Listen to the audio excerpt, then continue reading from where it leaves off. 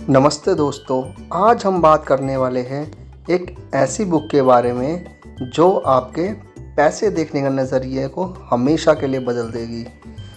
The psychology of money by Morgan Housel. ये book हमें बताती है कि पैसा सिर्फ नंबर्स या इन्वेस्टमेंट का गेम नहीं है, ये एक साइकोलॉजिकल गेम है। यहाँ सबसे इम्पोर्टेंट चीज़ है आपका बिहेवियर और माइंडसेट। तो चलिए बिना टाइम वेस्ट स्टार्ट करते हैं chapter by chapter summary. Chapter 3, never enough. कितना पैसा इनफ है? ये सवाल हर इंसान के माइंड में होता है।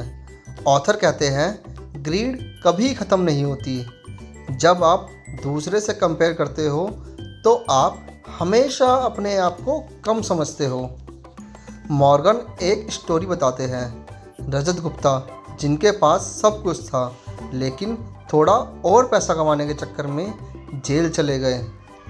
लेसन सिंपल है, कंपैरिजन और ग्रीड कभी ख़त्म नहीं होती, इसलिए अपना इनफ को डिफाइन करो। Chapter 4, compounding. कंपाउंडिंग का मैजिक हम सब जानते हैं पर समझते कम लोग हैं।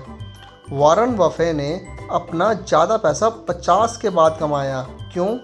बिकॉज कंपाउंडिंग को टाइम चाहिए। ऑथर कहते हैं compounding works best when you give it decades not days. Patience is power. Chapter 5, getting wealthy versus staying wealthy. पैसा कमाना और पैसा बचा के रखना दोनों अलग स्किल्स हैं। वेल्थ बनाने के लिए रिस्क लेना पड़ता है, लेकिन वेल्थ बचाने के लिए रिस्क कंट्रोल करना पड़ता है। ऑथर कहते हैं to stay rich you must be humble and fearful. मतलब हमेशा मान के चलो कि गलती हो सकती है और अपना प्रोटेक्शन रखो। Chapter 6, tells you win. Life और इन्वेस्टिंग में कुछ ही डिसीजन आपका फ्यूचर बदल देते हैं। जैसे एप्पल, अमेज़न, माइक्रोसॉफ्ट, एक टेल इवेंट ने उनको बिलियनर बनाया। लेसन, हर गलती से डरो मत। ज़रूरी नहीं डिसीजन काम करे, बस कुछ सही डिसीजन लाइफ बदल देंगे। चैप्टर 7, सबसे बड़ा लग्जरी क्या है? वो नहीं जो कार या हाउस से मिलती है, वो है अपनी मर्जी के टाइम का यूज़ करने की फ्रीडम। ऑथर कहते हैं the highest form of wealth is being able to do what you want when you want. Freedom ही रियल रिचनेस है। Chapter 8, man in car paradox. हम सब सोचते हैं लोग हमारी कार या ब्रांड देखकर इम्प्रेस हो गए, लेकिन रियलिटी ये है लोग अपने आप के बारे में सोच रहे होते हैं, आपके नहीं। लेसन, शो ऑफ करने से कोई इम्प्रेस नहीं होता। ट्रू रिस्पेक्ट आपके कैरेक्टर से मिलती है, लग्जरी से नहीं।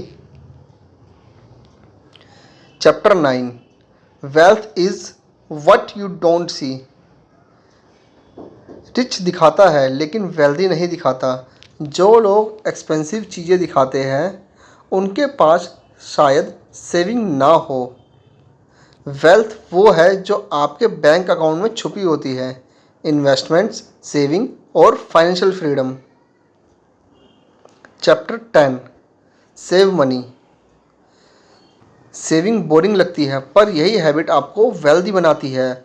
ऑथर कहते हैं building wealth has little to do with income but a lot to do with saving rate. चाहे इनकम छोटी हो पर सेविंग माइंडसेट बड़ा रखो। चैप्टर 11, रीजनेबल से ज़्यादा रेशनल रहो। फाइनेंस में लोग रैशनल बनना चाहते हैं पर लाइफ में रीजनेबल होना ज़्यादा ज़रूरी है। मतलब आपका प्लान आपके इमोशन के साथ फिट होना चाहिए। एग्जाम्पल, मार्केट गिरता है तो पैनिक सेल मत करो, रीजनेबल प्लान फॉलो करो। Chapter 12, surprise. फ्यूचर अनप्रिडिक्टेबल है। हिस्ट्री बताती है क्या हो चुका है, पर क्या होने वाला है ये कोई नहीं जानता। Lesson, always expect surprises. अगर आप अनसर्टेनिटी एक्सेप्ट कर लेते हो तो आप पैनिक नहीं करते। Chapter 13, room for error. Financial planning में मार्जिन ऑफ सेफ्टी रखना ज़रूरी है। मतलब अपने लाइफ और इन्वेस्टमेंट प्लान में थोड़ा बफर रखो। ऑथर कहते हैं you have to plan on your plan not going according to plan. Chapter 14, you will change. आज जो गोल है वो 10 साल बाद सेम नहीं रहेंगे, तो लॉन्ग टर्म प्लान बनाते वक्त फ्लेक्सिबिलिटी रखो। आप बदलोगे, प्रायोरिटीज़ बदलेंगी और ये नॉर्मल है। Chapter 15, nothing free. Stock market में रिटर्न फ्री नहीं मिलता, उसका प्राइस होता है वॉलेटिलिटी और फियर। ऑथर कहते हैं everything has a price but not all prices appear on labels. So जब मार्केट गिरता है वो आपका इमोशनल कॉस्ट है। Chapter 16, you and me. हर इन्वेस्टर का गोल अलग अलग होता है। जो ट्रेड एक इंसान के लिए सही है वो दूसरे के लिए गलत हो सकता है। सो दूसरों को कॉपी मत करो, अपना गेम अपनी सिचुएशन के हिसाब से खेलो। Chapter 17, the seduction of pessimism. Negative news हमेशा ज़्यादा पॉपुलर होती है, लेकिन दुनिया लॉन्ग टर्म में हमेशा बेटर होती गई है। लेसन, होपफुल रहो पर ब्लाइंड मत रहो। रियलिस्टिक ऑप्टिमिस्टिक बेस्ट अप्रोच है। Chapter 18, when you will believe anything. जब लोग डेस्परेट होते हैं वो कुछ भी बिलीव कर लेते हैं। Fake schemes, get rich quick plan etcetera. Author कहते हैं everyone has a price for believing nonsense. So हमेशा लॉजिक और पेशेंस रखो। Chapter 19, all together now. यहाँ ऑथर पूरी बुक के लेसन समराइज करते हैं। Wealth not is equal to income.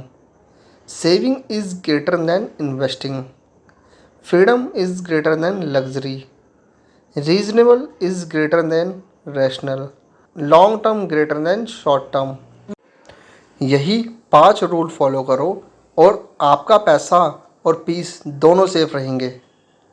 Chapter 20, confession. Author अपनी पर्सनल मनी फिलॉसफी शेयर करते हैं। उनके पास सबसे बड़ा गोल है फ्रीडम। वो सिंपल इन्वेस्टमेंट में पैसा रखते हैं। वो शॉर्ट टर्म नॉइज़ इग्नोर करते हैं। लेसन, अपना फाइनेंशियल प्लान अपनी पर्सनैलिटी के हिसाब से बनाओ। तो दोस्तों ये थी द साइकोलॉजी ऑफ मनी की कंप्लीट समरी। 20 chapter 20 lesson. इस बुक का मेन मैसेज सिंपल है, money is not about what you know, it's about how you behave. तो अपनी इमोशन पर कंट्रोल रखो, अपना प्लान सिंपल रखो और पेशेंट रखो। पैसा तभी आपके लिए काम करेगा जब आप उसकी साइकोलॉजी समझोगे। वीडियो पसंद आए तो लाइक ज़रूर करें, कमेंट में लिखिए कौन सा चैप्टर आपको सबसे ज़्यादा रिलेट हुआ। और अगर आप चाहते हैं कि मैं रिच डैड और पुअर डैड या एटॉमिक हैबिट्स का भी full 30 minute voice over script बनाऊं तो नीचे लिख दीजिए।